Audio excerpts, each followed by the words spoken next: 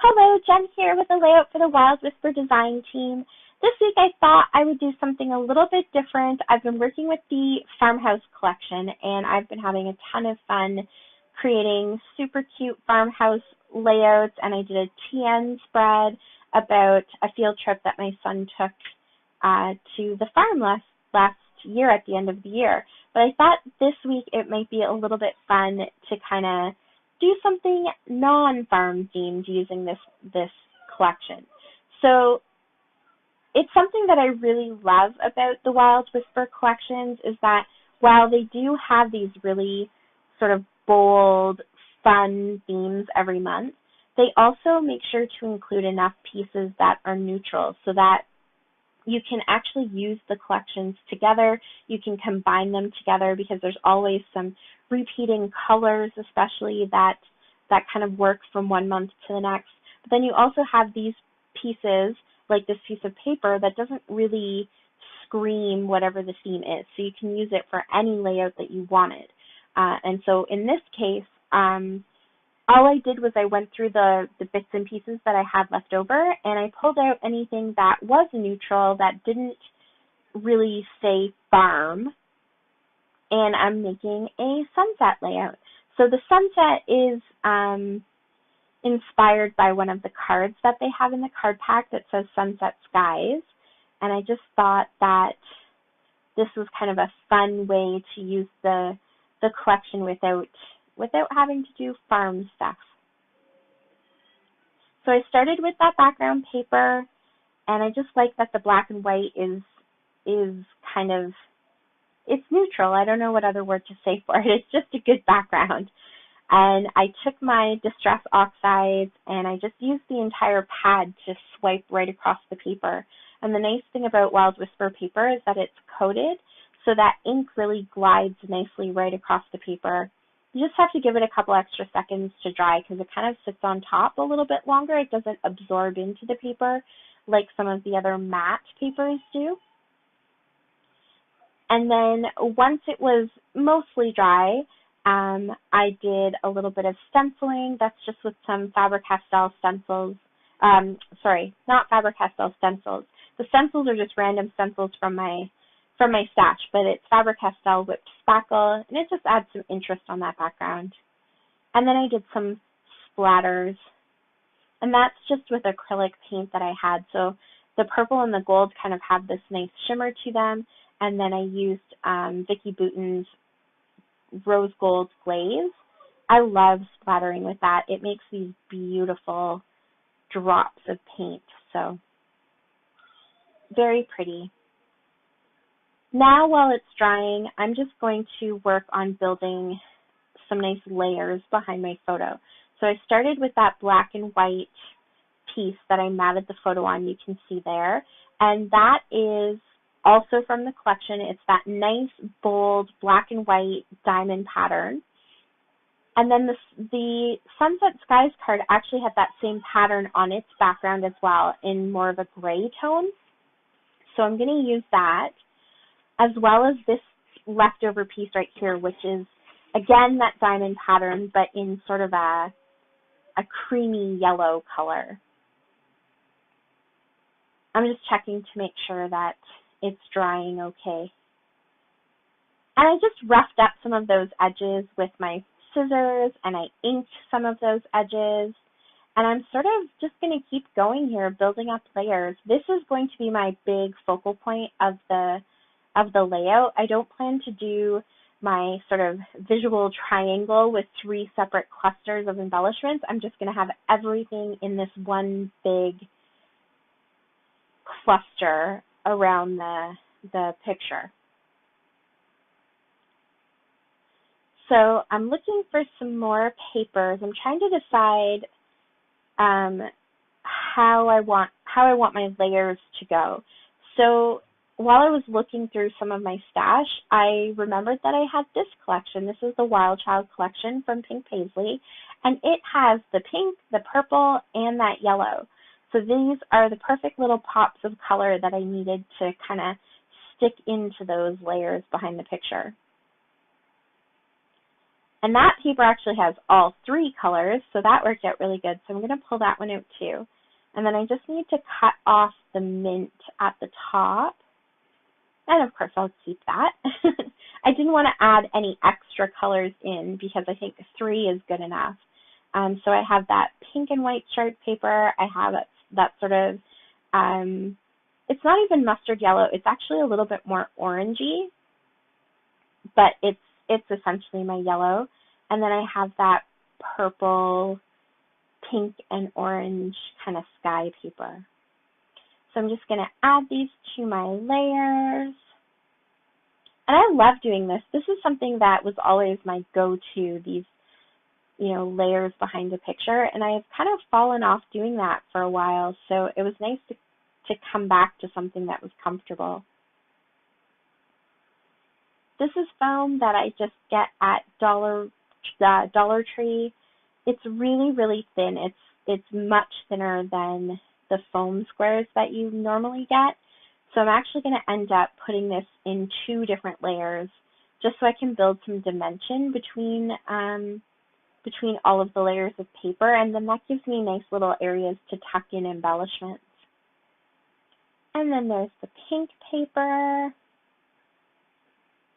And I'm using that black and white as a sort of neutral that breaks up all of the colors so that you do actually take in all of those different colors that are in the layers. And you can really see the pinks and the purples and that yellowy orange. And then that's the other part of that Sunset Skies card. I figured I might as well throw that in somewhere. So that's where it ended up. And then another layer of this black. I'm glad I had a full sheet of that because it came in handy. Actually, I was planning on using that as a background, and then I cut into the other side of it for one of my other projects, so I didn't have the full 12 by 12 sheet anymore. So I think in the end it worked out okay because I was able to do this with it. And now you can see how with that layer of black and white, it really allows that orangey yellow to pop out. And I love it. I think it turned out so nice. I know a lot of people don't really like this kind of layering. It gets too busy for them. But I just think it's really fun and kind of relaxing or freeing, however you want to consider it, because I don't feel like you have to be too picky or perfect when you're doing this. I think, but you kind of throw everything together, and by the time you're done, it just looks nice. The trick is really just to balance things out, make sure that you're spreading the colors around, make sure that you're taking the time to kind of see if it looks right to you, if it feels right to you. So I just needed to extend those colors a little bit more, and I love how this turned out. When I swiped it across when I swiped the ink pads across the paper this time, they picked up on the texture paste, so you get to see those little patterns pop out, and it looks really cool. Of course, it stayed wet longer, so I kind of dragged some purple through my layout, but that's okay. And now I'm just using up sticker sheets. I don't have any rhyme or reason. I have a whole bunch of sticker sheets that I've been trying to get through, so they're just sitting all together beside me on the table, and I'm literally just going through them and pulling out anything that is the right color. So basically the pinks, the purples, and the yellows. And I think the trick when you do this is that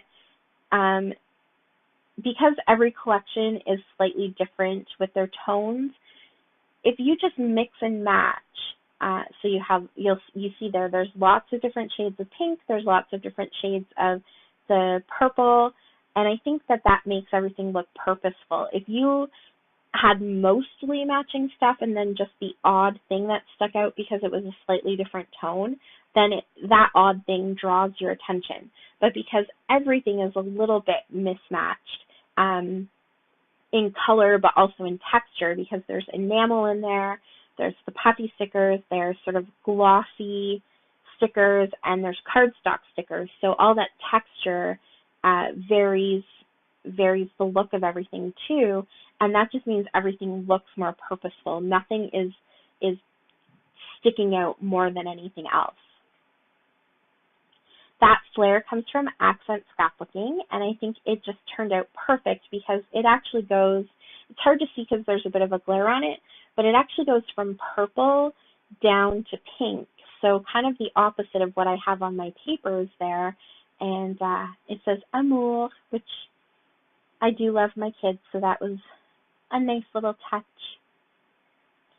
And now these Fresh Pink Studio puffy stickers. There's some yellow in those sort of diamond shapes and some pink. Not really any purple, but I'm okay with that. I think purple is such a bold color that there's a little bit more pink than any other color here, but the purple still kind of holds its own because it's a little bit bolder. And I found these gorgeous KaezMum Scraps purple sequins. They're so big and chunky, and I love them. You can see how they kind of glitter in the lights as I move the layout. That is exactly how they are in real life. They're just beautiful. These are from Dollar Tree, and I thought if I have purple sequins, then I should probably have pink and yellow too. So these are the pink ones. Those packs just go on forever and ever. Like, they just never end. I've had them for a few years now, and I don't even feel like I've made a dent in them. This yellow matches exactly the fossilized amber. It was perfect. And again, those are from KaezMum Scraps too. Oh, look at, aren't they cute? I love how those little clusters turned out. But again, I kept everything right to the picture. I didn't move anything away from the layers of paper. I wanted everything centered right in that picture. And then, yes, I did hold my breath a little bit when I did this and thought, oh my gosh, did I just ruin my layout? But no, it turns out really nice in the end. I just really felt that the black and white was very bold and it was competing for attention with the picture. So in order to kind of mute it and push it into the background a little bit, I'm using some white acrylic paint and I'm just brushing it around the edge, around the border. And I'm not letting it get thick enough to completely cover up the pattern that you see in the background. I just really want to kind of push it into the background. I don't want it to stand out and be quite so bold. So I'm just using my finger and kind of gently smushing it all around. And when it dries, it looks really good. And even here, as I'm watching myself do it, I can see that suddenly now the picture has sort of started to stand out. It's become more of the focal point. Oh, that yellow is so pretty, but it just, I don't know, it didn't work. This just didn't feel like a bow layout, if that makes sense. But I keep trying. I have that ribbon left out at the top of my Rasclog because I really want to use it. So it will get onto a layout eventually. Ribbon is something that I struggle with using, so I really want to try and push myself to at least get it onto one layout somewhere. But I am using thread, and I just love it. I had the right colors, so I figured why not? So I'm doing a little, just a little bit of yellow, a little bit of purple, and a little bit of pink. I think it just, I don't know, it adds something kind of delicate and spontaneous. Is that the right word? I don't know.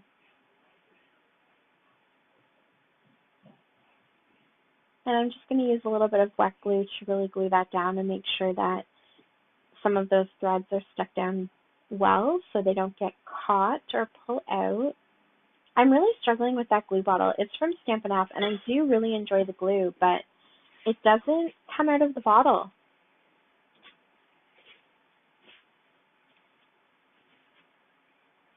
So I'll cut off the branding strip.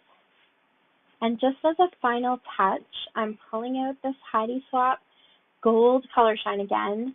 I'm covering up that picture because I made a mess of it with purple ink. So it didn't need gold or anything else on it. And the gold is just the closest I had to match that fossilized amber color. I'm being really stingy with that gold though, so yeah, I don't want to run out of it too soon. And then this is also Heidi Swap in this purple. It dries a little bit lighter than what you see on the screen there, but I kind of like how it adds that dark contrast to the purple that's already there. And then for the pink, I have this Shimmers, I think it's called Razzle Dazzle. And again, it looks red there, but it does dry a little bit more pink. And I just like that it has that sort of contrast to the worn lipstick. And my final touch is a title. I know I don't do titles a lot, but lately I've been enjoying it. So this is just going to be a really simple title. I'm just going to write down Sunset Swim. And I love these Pink Fresh Studio stickers. They're sort of a rose gold coppery color. They're not quite pink enough to be rose gold. They're just really pretty, and of course they kind of match the sunset color. So I'm putting them here, and you can see how I'm running them off of the photo onto the pattern paper. They don't end up staying that way. I was having a problem with that pattern paper because I felt like it was really bold and it was definitely drawing your eye away from the photo. And I thought maybe that these stickers would kind of fill in that space and mute that color a little bit, but it doesn't work because they just don't stand out enough. So in the final photos, you will see that I've actually scooched this whole title over, so it's right on the photo, and I did a little journaling spot with a few extra layers on top of that gray and white pattern, and I think that just helped to balance things out a little bit.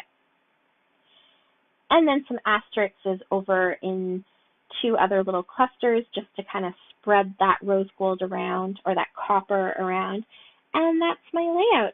So check out Wild Whisper Designs. I'll leave their link down below. DTGen is the discount code to get 10% off of your purchase. And until next time, happy scrapping. Thanks so much. Bye.